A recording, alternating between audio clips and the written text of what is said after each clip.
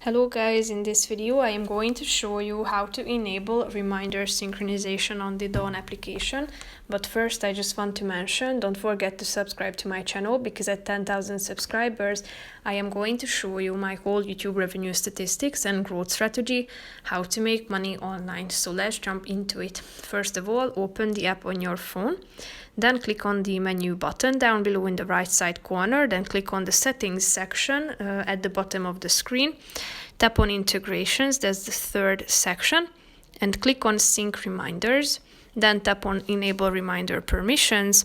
Tap on OK to enable the app to have access to your reminders.